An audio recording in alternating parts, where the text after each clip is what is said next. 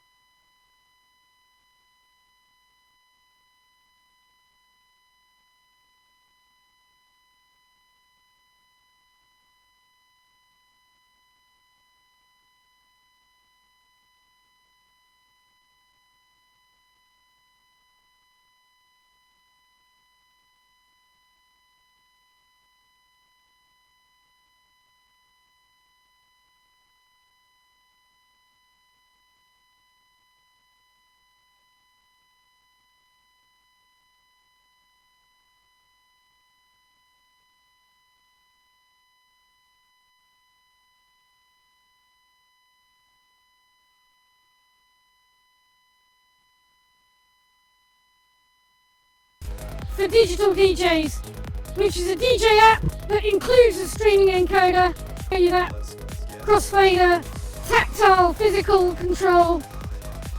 You might need an audio interface, but that's optional. Often the audio interface is actually built into the DJ controller. Right. Next slide. This slide is just to talk about the possible setups that performers and musicians might need. Now, they don't necessarily need a DJ application, but they do need connections for microphones and potentially musical instruments. One word of warning: a lot of USB microphones have a delay, otherwise known as latency. If you are trying to sing to a backing track and you've got a delay on your microphone, the whole thing goes to shit very quickly. So, not recommended. You can get extremely low latency audio interfaces.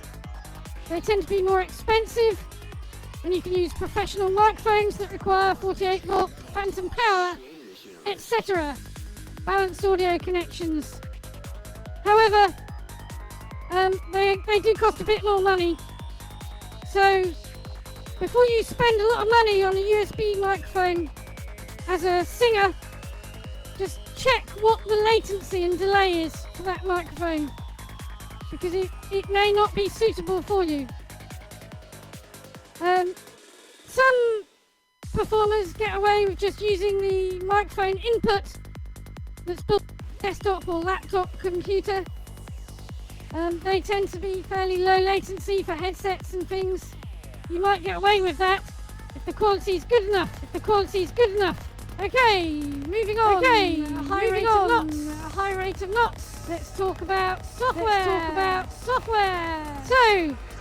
So at the very basic level, for streaming live into virtual worlds or online radio, all you need is a streaming encoder app.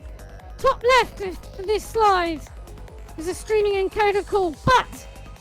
And it's not talking about your ass. It's actually called BUT because it stands for Broadcast Using This Tool. It's a very good bit of software, completely free. It's been around for years. The downside to using this tool is it doesn't generally broadcast artist track or remix metadata. Now, metadata is digital data that is included in the digital audio stream, and it can digitally display to your audience the artist track and remix information in the form of text. This can actually appear in Second Life in the chat. It's a really good system, highly recommended. But you can't generally use that if you're using a separate streaming encoder. Okay, moving down, bottom right of this slide, a DJ app and streaming encoder. This might be the solution for you if you're used to using a particular DJ app already and you want to add streaming to your abilities. Again, the problem with this, with a few complicated exceptions, it's generally not possible to use a DJ app and separate streaming encoder to include the metadata. So you can get away with it, but it's not brilliant. So, moving to the right-hand side of this slide is the gold standard. The ideal solution for a digital beat-matching DJ is a fully integrated professional DJ application that includes the streaming and recording function in one app. That's what I'm using, and it's Virtual DJ Pro. It costs money, however, there are solutions out there that are free and open source. There's a solution called Mix, MIXXX, very highly regarded by a lot of DJs. If you're learning to DJ, you will get used to and very fond of your app and you won't want to change. But if you start from the beginning using an open source app, then you're not spending money. So there you go. Right, let's come on to streaming. An overview of streaming and how it works. In concept form, what streaming does is it sends a digital audio stream, a single stream from your home and your computer and your application to a server that could be located anywhere in the world. Now you hire an account to be able to log on to that streaming server, or if you're streaming at BURN2 or one of the clubs in Second Life, very often the event organisers or the club owner will provide you with a stream free of charge. That is the case here at BURN2 Virtual Black Rock City Week. We have streams that we can provide you free of charge to DJ if you're booked for a set here, so you don't have to spend money. If you want your own, they're not very expensive. You can hire them on Marketplace in Second Life, and the price is set by how many maximum listeners you can hear, because what the broadcast server does is it replicates your stream, and as a Second Life avatar enters a parcel where your stream has been set, their viewer will automatically connect and listen to your stream as long as they accept your stream and play it. They could be anywhere in the world. It's on demand and instant and automatic. If you're connecting via your phone or your tablet to listen to an online radio server, it's still exactly the same principle. I have my own 24/7, no adverts, radio server, spaceunicorn.radio, doing exactly that 24 hours a day. And all you need is a phone and a tablet or a Second Life viewer to connect to it. And in that case, all you need to know is the server's URL to connect to the server. If you're broadcasting an event in Second Life that has a single SIM, then you're probably happily going to get away with 100 maximum listeners when you buy or hire your server account. If you're playing at a major event like the BURN2 Burn in October, where we put 6 sims together. That's an event that's 6 times the size of what you're currently in. Then potentially there could be more listeners. And in that case, you might want to go up to 200 or even 300 for a really popular event.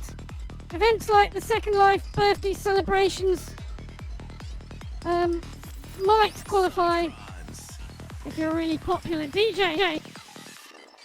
DJ. Is that 2 J's? Right. Moving on. Configuring your stream. Don't worry too much about this slide. It is highly technical. It's just giving you all the kind of information you might potentially get to configure your streaming account. This will be provided for you when you hire your stream account or by the event organisers or the club DJ manager, and all you have to do is enter it into your software. They will have slightly different interfaces. There are examples across the bottom. There are various different protocols, but they mainly fall into 2 camps: Shoutcast or Icecast.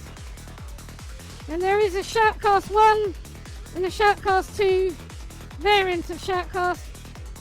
I use the Shoutcast 2 server for my radio station, but that is configured so that people can connect using Shoutcast 1. So it's backwards compatible if you configure your server properly. However, Icecast will not accept a Shoutcast stream, and Shoutcast will not accept an Icecast stream. A word of advice: always set up and test your stream well in advance of your event or DJ set. There's nothing more embarrassing than turning up for your set, not being able to connect, and having your audience wait for 5 minutes twiddling their thumbs and wandering off while you fiddle around with various boring configuration settings because you didn't do your testing in advance. Okay, moving on. Now we're going to get into the real nitty-gritty of DJing. So, time signatures. The overwhelming majority of dance music is written in 4/4 time. As you can see to the top left on this slide, you see this in musical notation. To the right of the double clef is the 2 numbers. The top number, number 4, indicates how many beats will be present in a bar. The bottom number indicates what kind of note is considered 1 beat. If you look at the yellow highlighted section, what 4/4 is telling us is that there are 4 beats to a bar, and those beats are quarter notes, otherwise known as crotchets. Now, as DJs, we are particularly interested in the first beat of those bars, because that's called the downbeat, and we use the downbeat to synchronize our tracks, to get them running in sync and beat matching them. How it works, how you know by listening just with your ears what is the downbeat, is because beat 1 is the strongest beat of a bar, and it's emphasized more than the other beats. Beat 3 is emphasized a little bit more, and beats 2 and 4 are the weakest beats in the bar. So, listen to this. This is what's known as 4 to the floor, 4x4 beats. The hi-hat is being hit for every beat. The bass drum is the downbeat, and the snare drum is the offbeat, beat 3. You will hear this basic bass line in a zillion rock and pop tunes around the world. Okay, Now, you do not need to understand music to be a DJ, but it helps. Let's just have a look at how musical notation is the same, whether you're playing a classical tune or a trance tune.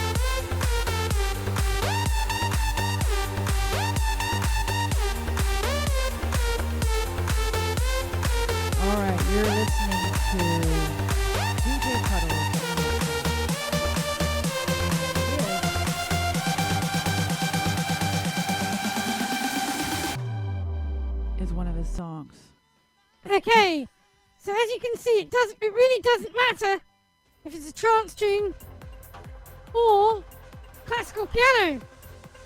It still means the same thing. These days, most dance music is created using what's called a digital audio workstation, or DAW. It is basically what's called a sequencer. It's using the computer control synthesizers, potentially using MIDI or built-in. And this is a digital audio workstation you're seeing on the video called Ableton, very popular one. Millions and millions of dance music tracks are created using this digital audio workstation. And look, there's not a crotchet in sight. It's all done with blocks, digital blocks, but the theory is the same. Let's take a look at this.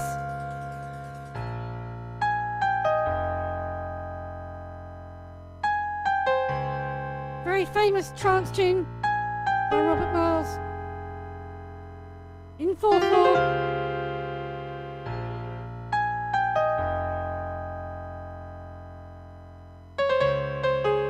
I think this must be the chill out version. I'd double the BPM on this.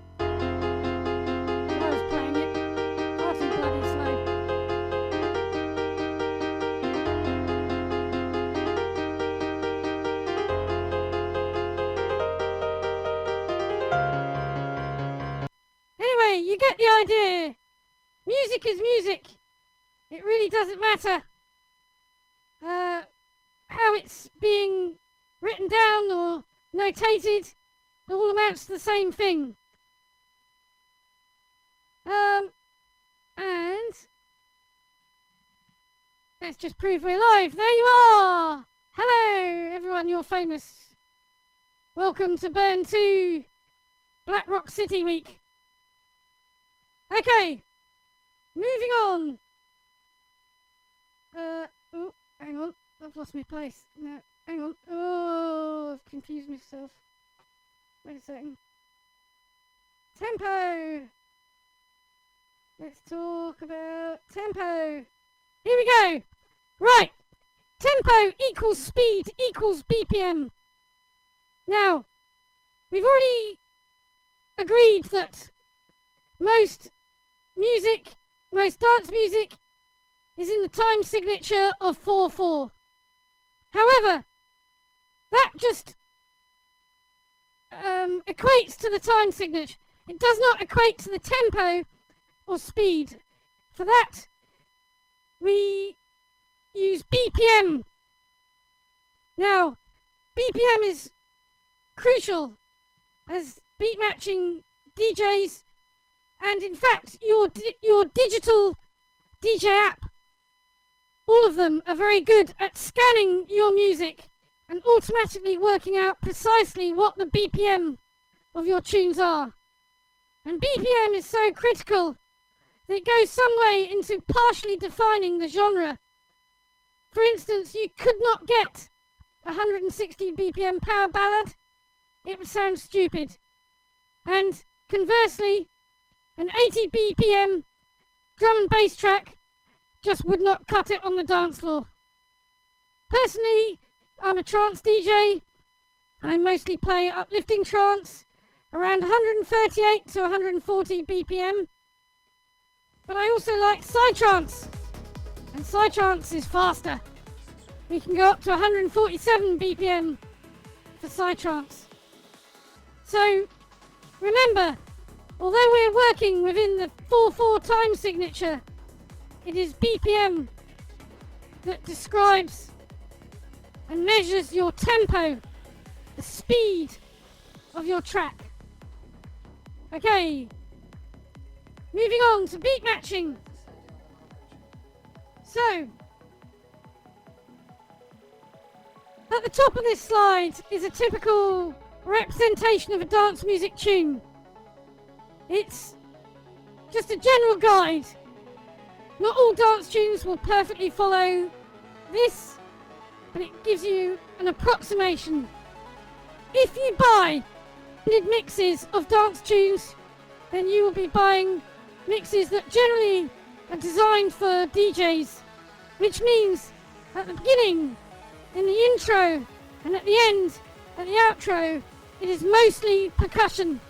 It does not have too much melody. And the reason for this is it makes it much easier and smoother for the DJ to beat match tunes together that are just percussion, or predominantly percussion. So, moving down to the bottom of this slide, what we do is we synchronize the downbeat of the incoming track 2, with a downbeat from the outgoing track, which is track 1. Now normally we will synchronize to the first downbeat in a group of 16 bars. However, you can get away with synchronizing to within 8 bars. Okay, now the important thing is, while you're doing your synchronization, you've got the crossfader all the way over to track 1, and you're listening to track 1 and track 2 using what's called preview mix. Now, preview mix is something only you as the DJ hear. It's where you do your synchronization, and only when you're happy that you've got the 2 tunes running perfectly in sync do you switch your headphone source over to the main mix, and then you crossfade. So, let me give you a little demonstration. So here we are, I'm playing the background. Let's load something up. Yeah, right. So, hopefully you can see on my virtual DJ app the 2 waveforms where my mouse is for track A here and track B here. And already looking at the waveforms, when you get experienced, the waveforms are using a thing called false color that tells me the energy. We're going to come in and talk more about waveforms in a minute. But I can see, just looking at this, where my mouse is now, that is the intro for this track. And over here, this section, that is the outro for this track. That's track A, or deck A, left-hand deck. Moving over to the right, this section here, or this section, that's the intro. And over here, this is the outro. Now, you can see here, there's areas of blue. And what that means these are not uniform waves. And what that tells me is it's vocals. And what I tend to do for my tunes is I actually put a little cue. You can see this button, which is that cue point. And what that's doing is telling me where the vocals start. So if I'm actually talking or playing one of my samples, this is DJ Puddles. I know not to play it over the vocals. It's called crashing the vocals. You speak and you play your samples, not over the vocals. Sounds much better. Okay, so we're going to start this track playing around here, and this one is already set up at the first beat here, which is the first downbeat of the tune. This first block of 8 bars. Okay, so, and now what I'm going to do, I'm going to leave the crossfader in the middle, which is something you wouldn't normally do. Normally, for this track, your crossfader would be all the way over here, and you'd be listening to the 2 tracks together using your preview mix. But for the sake of teaching, I'm going to just leave it in the middle. Okay, so here we go. You can see this downbeat coming up towards the playhead. That is a real time. So stand by. Here we go. And play. Now they're playing together. They're fairly close. I can just nudge it in. There we go.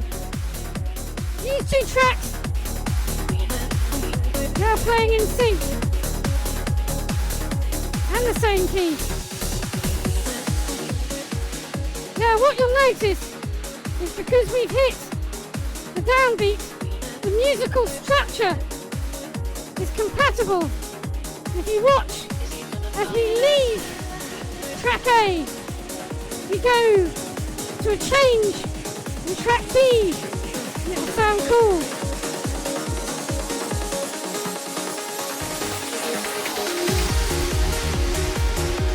See? I didn't even have to touch the crossfader. It just sat there in the middle. But because we'd synchronized the tracks with their downbeats at 16 bars, we matched the musical structure and it sounded good. And here comes the vocals. I've been walking these empty streets. Yeah. Cool. Turn my mic off. Force of habit. Right. So, that is beat matching theory. You need to practice that like hell. Get used to it. Some common beat matching errors.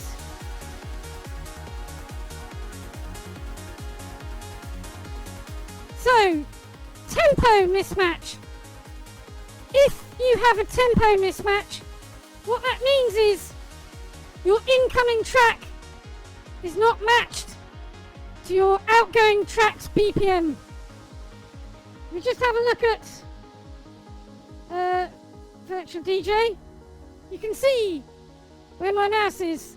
That's 142 BPM, and this is 142 BPM. So fine, same tempo. If I alter the pitch, take this down, that's now 115 BPM, that's 142. So that would cause, if you tried to mix those 2 tracks together, that would cause a tempo error.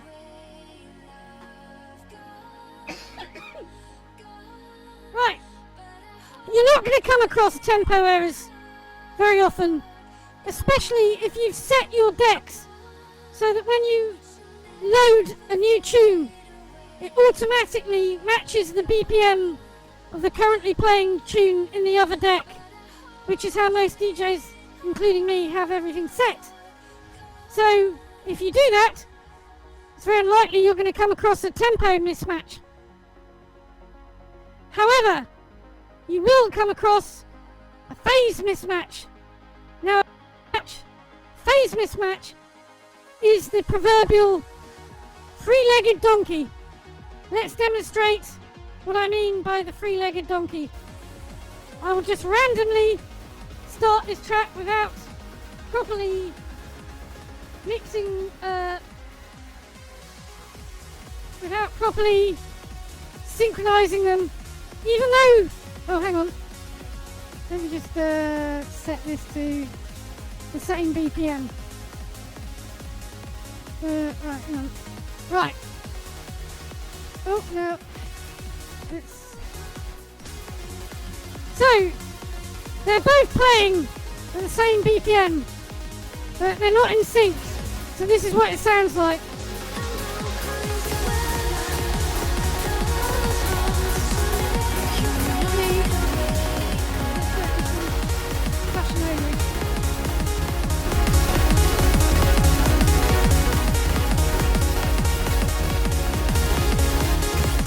Sounds horrible.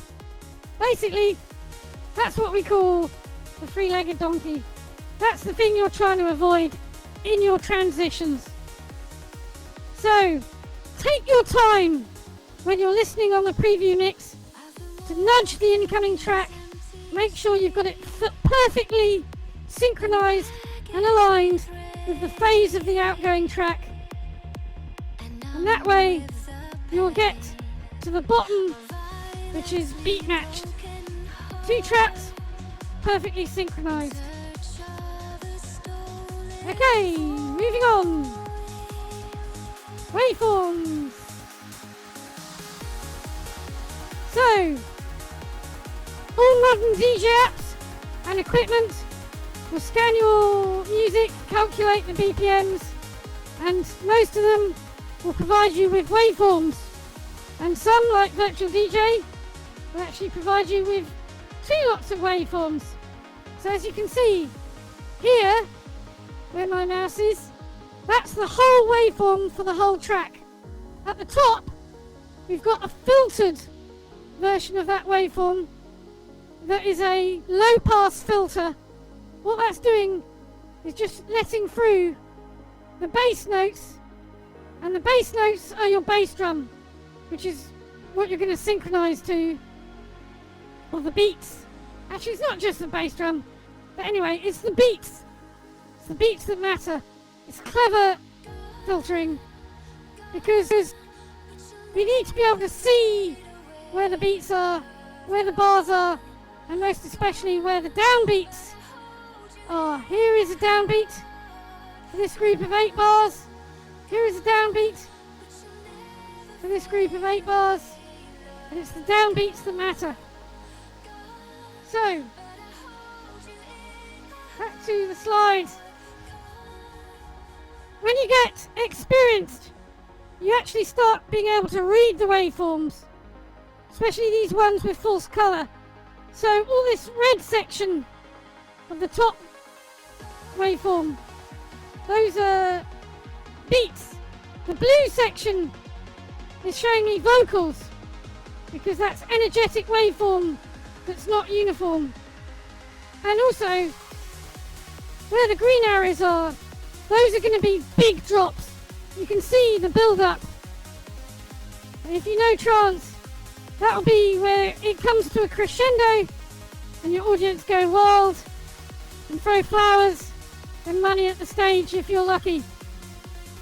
So, you can actually use a waveform to know what's coming in your tune, even if you've never heard it before. Or you do what I do, which is you audition a load of tunes on Beatport and you only listen to about 5 seconds at various different places in the track. You think, yep, that's good, I'll buy that.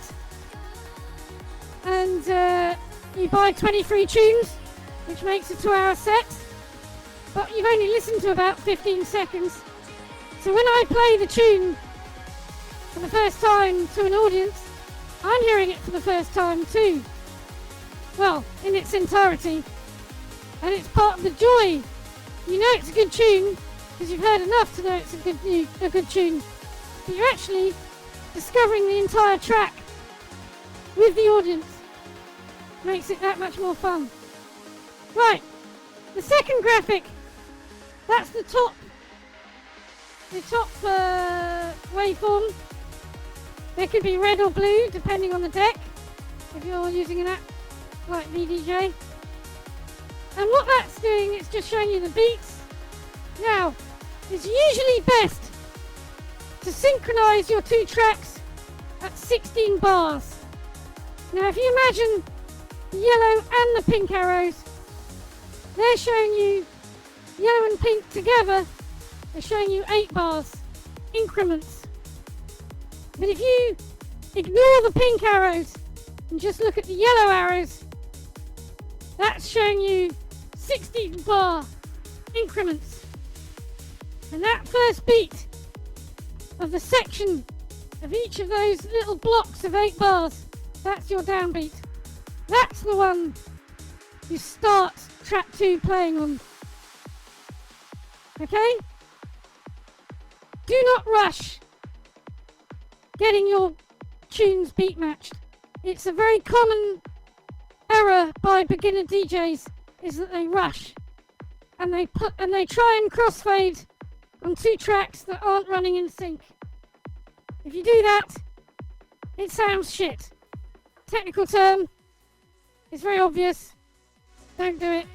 Just take your time. If you're nervous, then what I suggest you do is, on here for instance, this tune is coming up and you're going to synchronize on this section, which is here, and start synchronizing way back if necessary. Way back here. The downbeat would be that one. So you've got plenty of time. There's 2 minutes almost remaining. Oh, sorry, hang on, what am I talking about? Hang on. Synchronizing 2 outros. Talking bollocks. Right, hold on. So, start again. Right, this one's coming up. We're going to synchronize here. Nudge them in. So we've got a minute, a whole minute remaining here, and a whole minute of intro. We've got a minute. All you need to do is nudge the tracks into sync.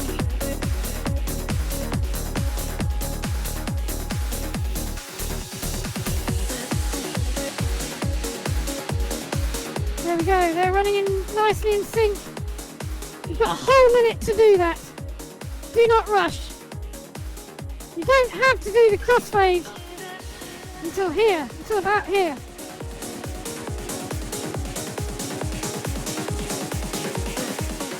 And by crossfade I mean you can just put it to the middle.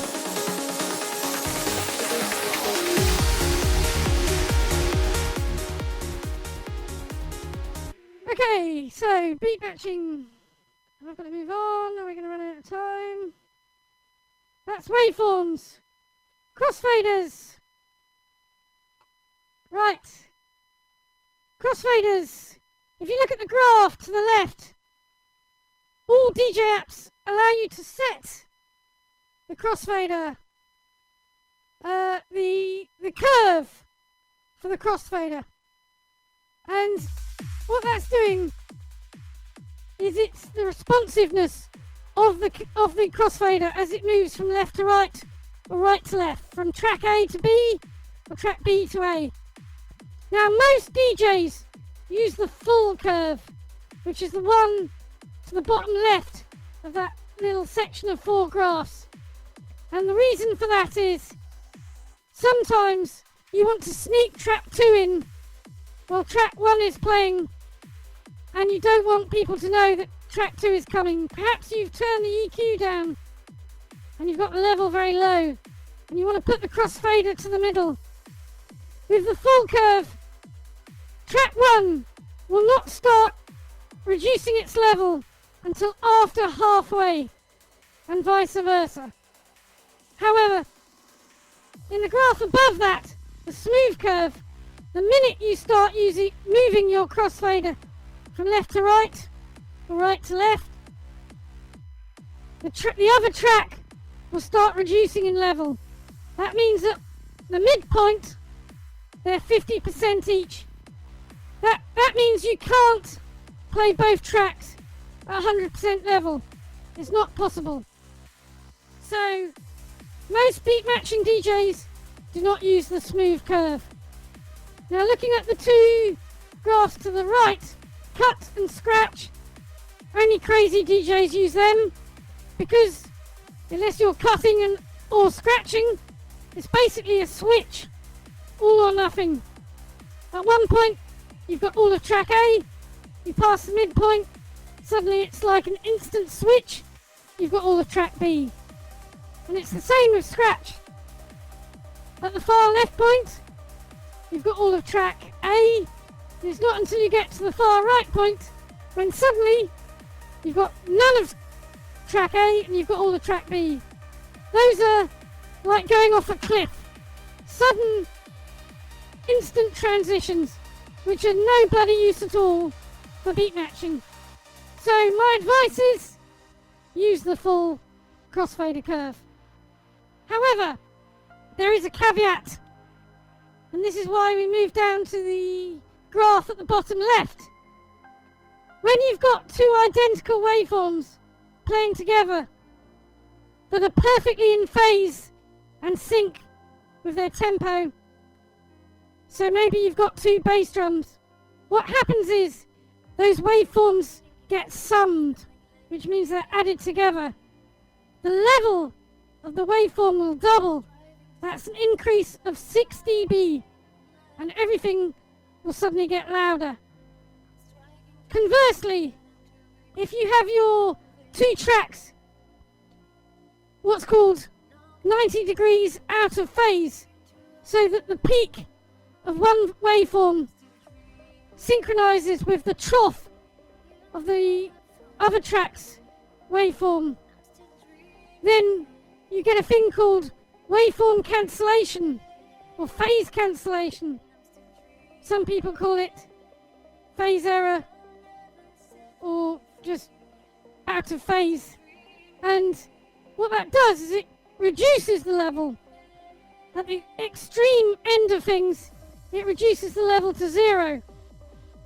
And just a bit of trivia, noise cancelling headphones, that's how they work.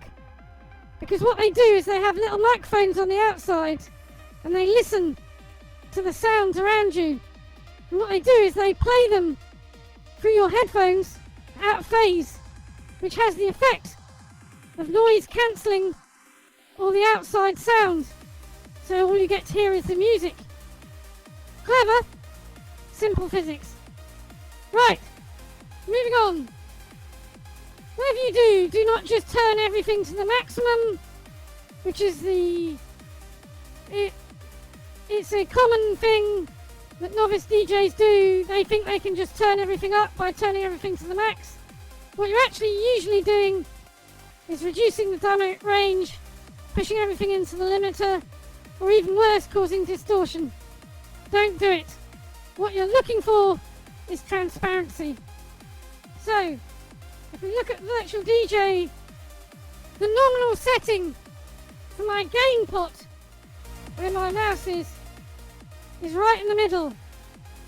That is 0 gain, there.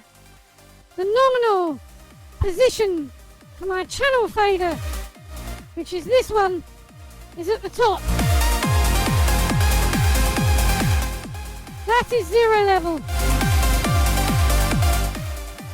So, what that means is you're not adding gain or attenuating the tune as it was designed, which is normally for most tracks where you'll want to be.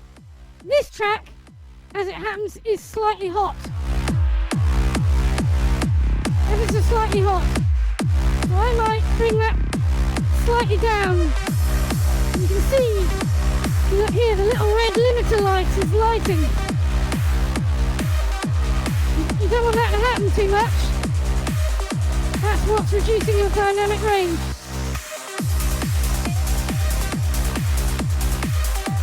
Anyway,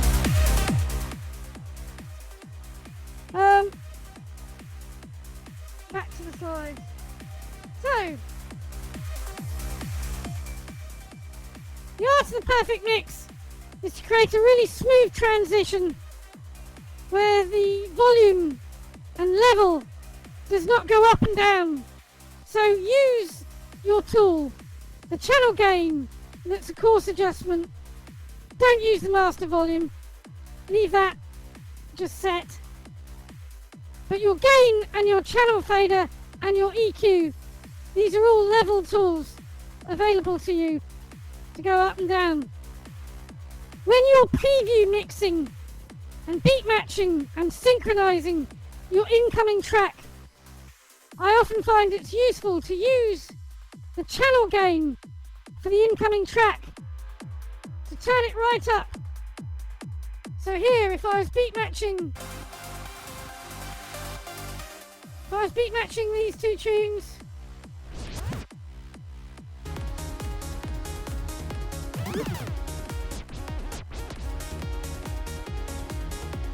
so here, what I could do is turn this gain right up to make it really obvious as I nudge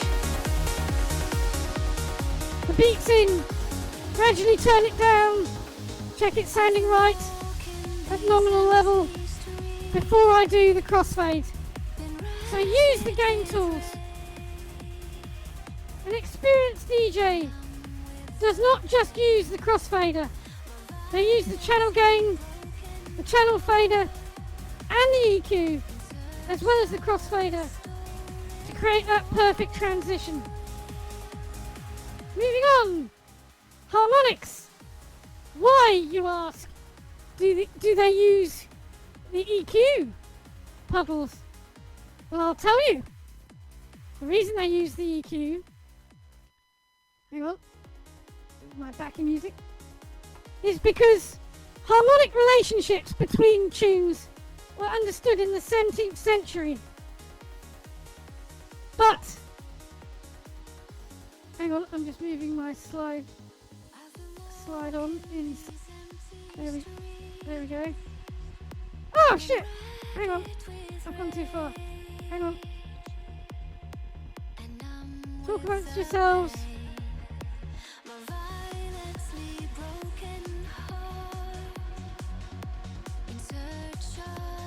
Right. That's what lag does. It makes you press things twice. Right. Where was I? So, in 1991, a clever DJ called Mark Davis invented a system called the Camelot Wheel as an easier way for DJs to calculate compatible keys. So there is the Camelot Wheel on the left. That big circle on the left is the Camelot Wheel. And how this works is because all tunes have a predominant or initial key. The key of a tune is the group of pitches that form the harmonic basis of that tune. Sometimes people confuse it with scale, but that's wrong, because scale is to do with an ordered set of notes, whereas the key is, you could describe it as the center of gravity, the harmonic center of gravity of the tune. And it's established by the particular chord progressions that exist in that tune. So, let's look at this middle circle. If you were playing a tune that had a predominant key of A minor, in the Camelot system, that's 8A. If you're going to then play another tune that's harmonically compatible, you can easily just play another 8A tune. But another option for you is to go one square around in the wheel. So you can go to 9A, 7A, 8B. But what you couldn't do is go in a diagonal to E major or 9B, or a diagonal the other way to F major or 7B. You can only go one space. Now, there are exceptions to this rule and clever tricks. And if we move over to the box on the right, you can do a clever mix that's called the energy boost by going +2 on the wheel. You can't go -2 for an energy boost, only +2.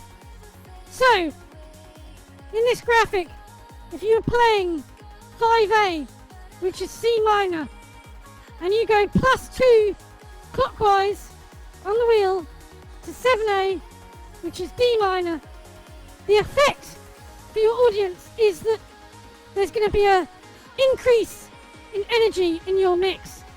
It sounds really cool. It's a good way to bring your audience up. Don't overuse it. Not more than about 20 times, once every 20 minutes or so, or more, or less rather.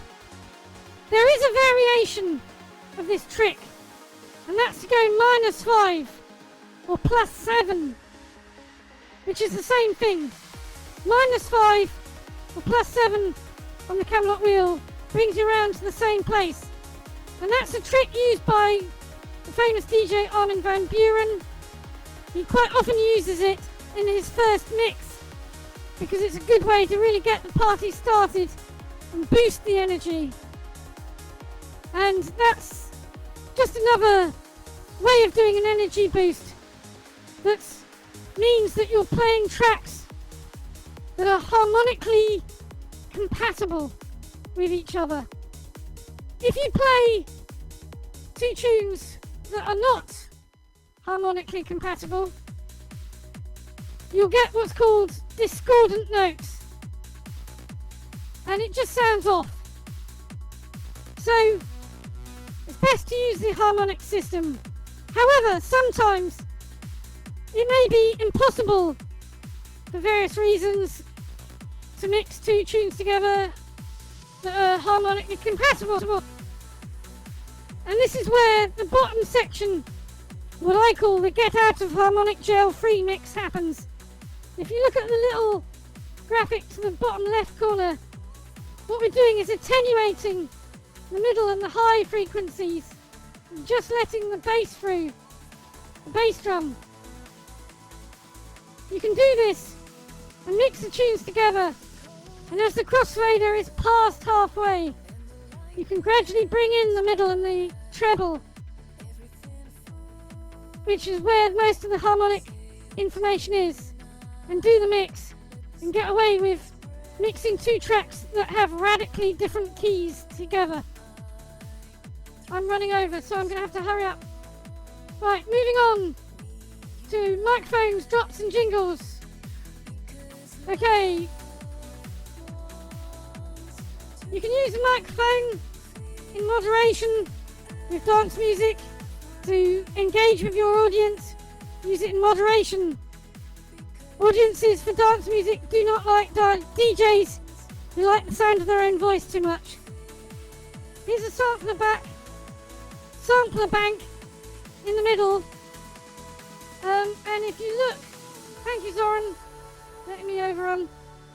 If you look on VDJ, here is my sampler bank. And this is what triggers my cool little jingles and drops.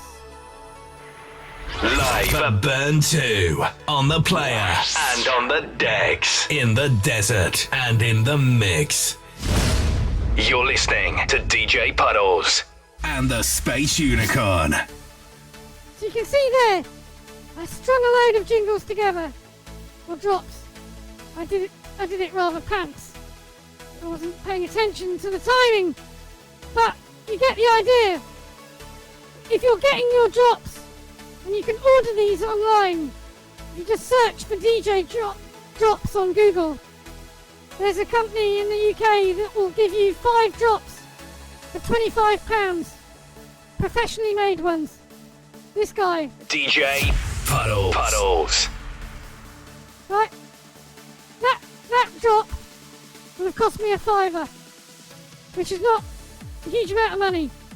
So you build up a collection, you can make your own, of course.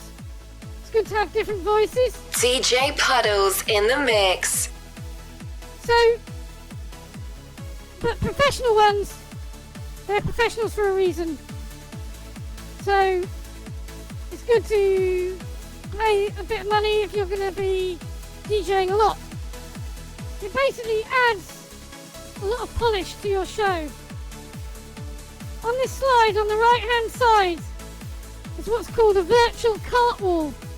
Now in the olden days, radio stations, they used to have cassette-based cart machines, which were the things that played their radio jingles from cassettes. And they just hit play. They'd have a wall of them. They just hit play for whichever jingle they wanted to play. And of course, we're all digital now, and that graphic shows a digital cart wall for an iPad, or you can even use it on your phone. It's great if you've got an external mixer, and maybe you're using external hardware, and you just have the output from the iPad going into your mixer, and you trigger them just by literally pressing the button. So you could use that DJing live. You weren't even using a computer, just use your iPad to trigger your drops. Now finally, at the bottom, we're going to talk about effects. Anybody who listens to my shows will know that I love a particular effect called the flanger. Let's demonstrate the flanger. Here it is, up here. Now I turn it on, you can't hear it yet, but as soon as I put the fader in, you'll hear it. Listen to this.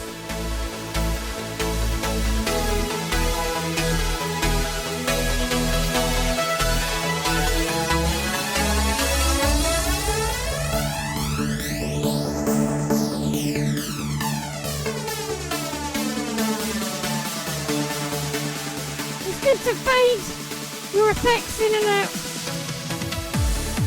Don't just suddenly turn them on, because otherwise it sounds like this. They suddenly cut in and out. So it's good to do them like that, fade them in and out. Although I love the flanger, you shouldn't overuse your effects. Because remember that the producers spent a lot of time getting the tunes to sound just right. The last thing they need is some DJ to just play endless effects and adulterate their musical work. Okay. Yeah, I got to recording. Right. Most professional DJ apps have the facility to record your set as you're doing them. It's recommended that you record in a lossless format. Now my virtual DJ lets me record in FLAC. FLAC is quite efficient as a lossless format, but because it's lossless, it means it will be a very large file, because it's keeping all of the important musical information.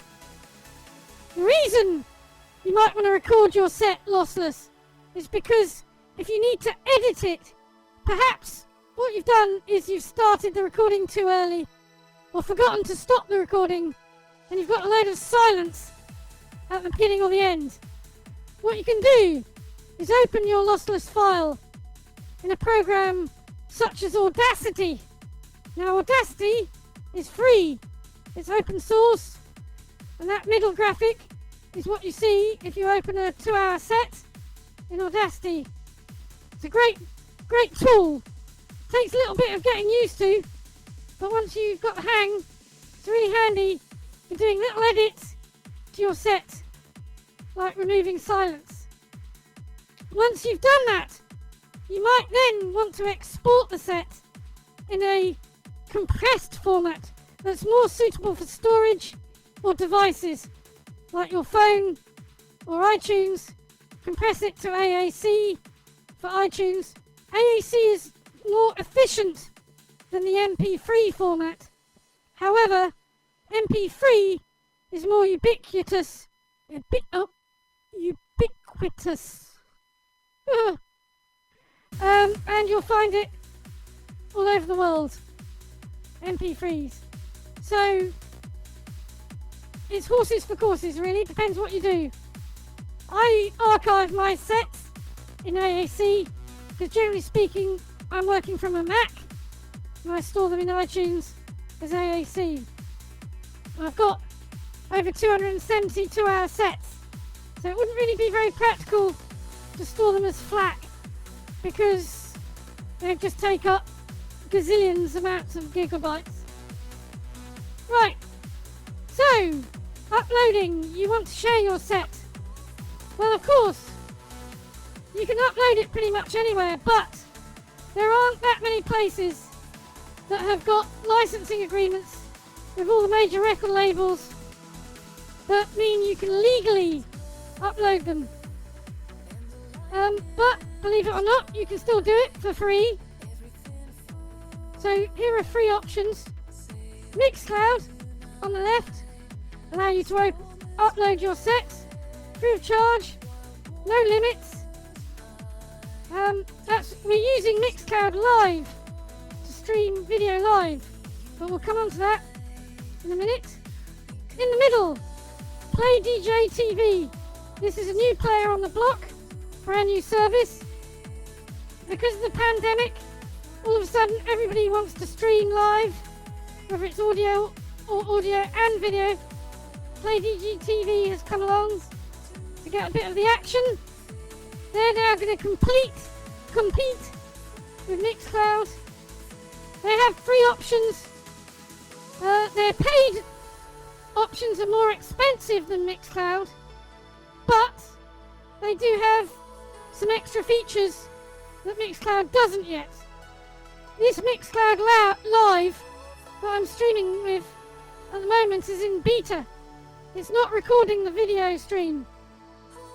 PlayDG TV claim that very soon they will be able to do that, and I expect Mixcloud will be able to do that very soon too. These are rapidly emerging technologies, and the reason they're rapidly emerging is because of the pandemic. That's all good for us though. Competition, not the pandemic isn't. That's terrible. But competition in the live streaming arena is a good thing. On the right, hear this. That's a German host. They have free audio streaming and publishing in the Icecast format, but they have a 400 megabyte weekly upload limit. Based in Germany. Okay, moving on. Video streaming. Adding video to your streams is a great way of just upping the game of your set. Now, Virtual DJ has built in certain video functions. You can see here, I've actually got video on, and what that allows me to do is add things like real-time display of the track that I'm playing.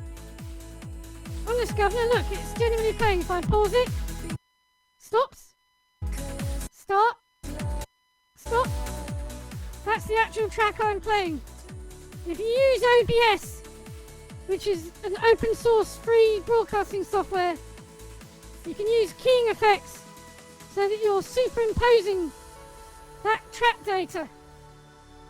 Another cool thing you can do with Virtual DJ is turn on a thing called a shader,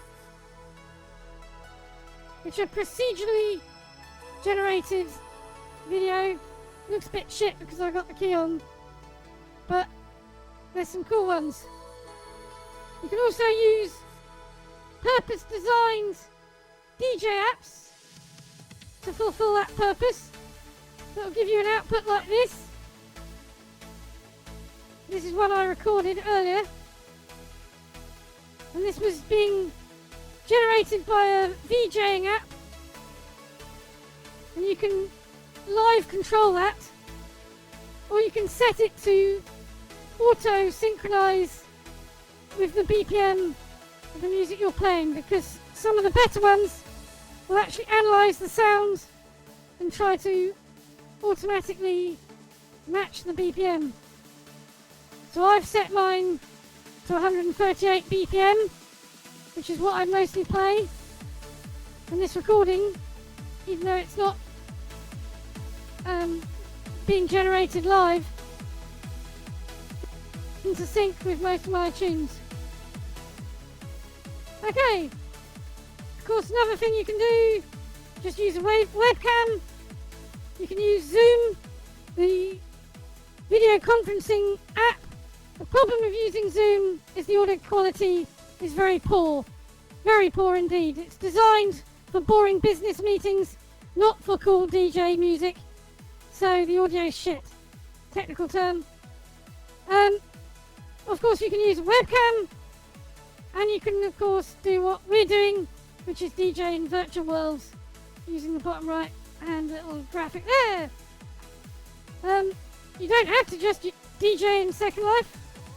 All lots of other virtual worlds exist. If you look at the slide on the left, that's me and Sansar DJing. Great fun. And that's a world where people can be fully immersive with virtual headsets and party away. It was originally developed by the same people who developed Second Life, Linden Labs, but it's been sold recently, so it's under new ownership. But the new owners are concentrating on live events, so you'll be okay as a DJ. Right, that's it. Thank you very much for listening. Oh, I forgot to move the slide. Right. Please take what you've learnt with me, take it away, and practice like mad until you become proficient DJs, and you'll get really good. Practice makes perfect. I've been DJing for a few years, but I'm still learning new DJ tricks and getting better and faster. So keep practicing, and I'm sure you'll be a proficient beat match DJ in no time at all. Are there any questions? If you have any questions, please put them into local chat, and I'll do my best to answer them. Let's bring our music back.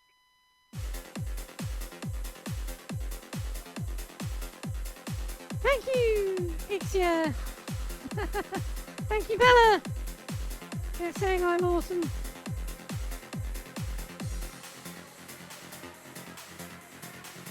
I think you're awesome.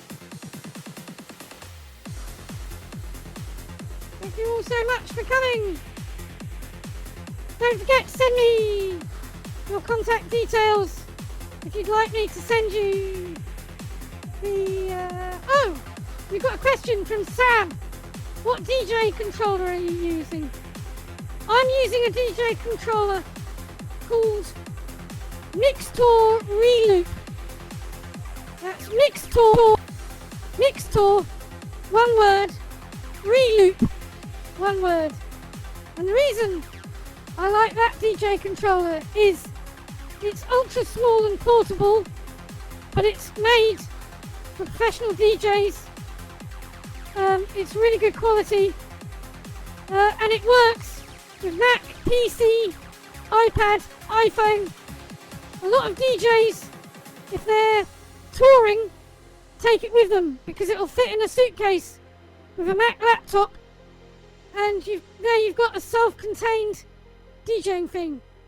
What it doesn't have is the what do we call the circular I forgot what they're called. These things, hang on, let me show you. The jog shuttle wheel. It doesn't need them because you've got that in software. The important bits that it has got is the crossfader, the level controls, and it has gain, EQ. It's a really good bit of kit. It's not the cheapest, but if you're going to DJ a lot, it's a really good DJ controller. Right,